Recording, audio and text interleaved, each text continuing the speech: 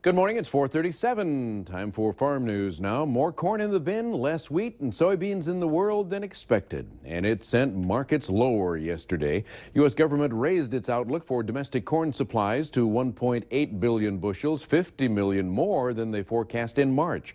Less corn fed was what analysts had expected.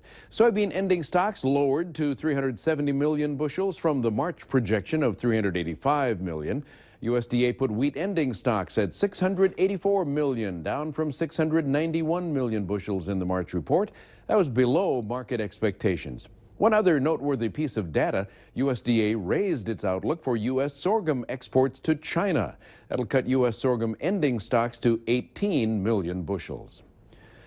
The State Board of Animal Health in North Dakota was notified that samples from a commercial turkey flock in Dickey County, North Dakota, have tested positive, presumptive positive for H5 avian flu after the flock owner reported increased mortality there.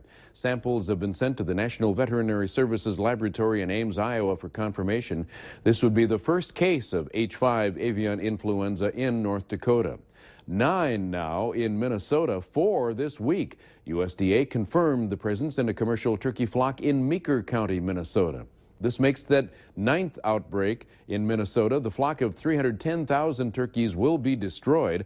Approximately a dozen countries have prohibited all U.S. poultry imports in response to the outbreaks.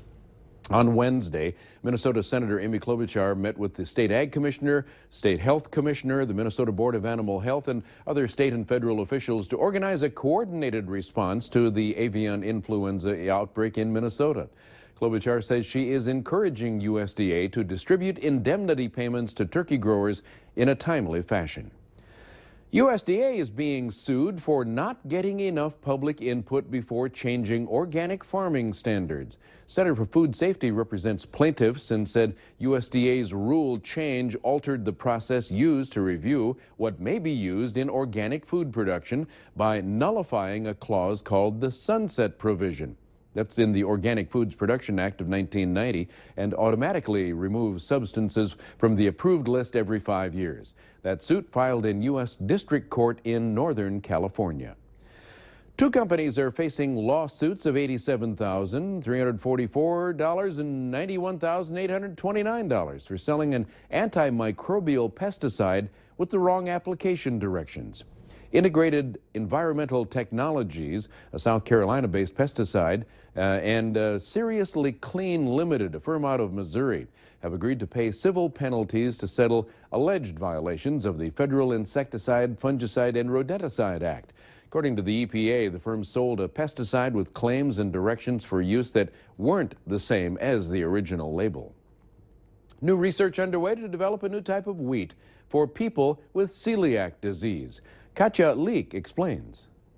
Wheat production contributes billions of dollars to the Kansas economy and employs thousands of people, but not everyone is able to enjoy what's made with wheat. Celiac disease is it's a real medical condition that affects maybe 1.5 to 2% of the U.S. population. Chris Miller is a senior director of research at Engrain, which is working on making wheat an option for those with the disease. We're really trying to identify the components in wheat protein that cause a reaction in people that have celiac disease. The research can't make gluten-free. The common misunderstanding about gluten is that it's a single protein or a single allergen in wheat. But finding a way to eliminate the allergen in gluten would really be a life-changing thing for people that have this medical condition. And with increasing awareness of problems associated with gluten, finding a way to market wheat products that don't make people sick is big. This is not a fad. This is actually something that is an issue for consumers, and so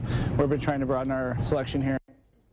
Officials say the research will take up to 2 more years, but once the research is complete, the data will hopefully be used to breed a new version of wheat, which they hope to have on store shelves maybe in a decade. CHS has a new executive vice president and general counsel. According to a company news release, James Zappa will provide counsel to CHS leadership and the CHS board on issues related to company strategy and its execution, corporate governance, and compliance with laws and regulations. He currently is vice president associate general counsel at 3M and will start at CHS next week. For the fourth year in a row, the number of people living in rural counties has declined.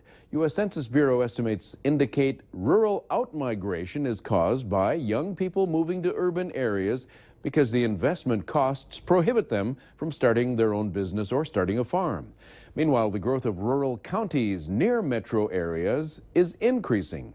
Census Bureau says that indicates people still want the rural quality of life if they can afford the commute.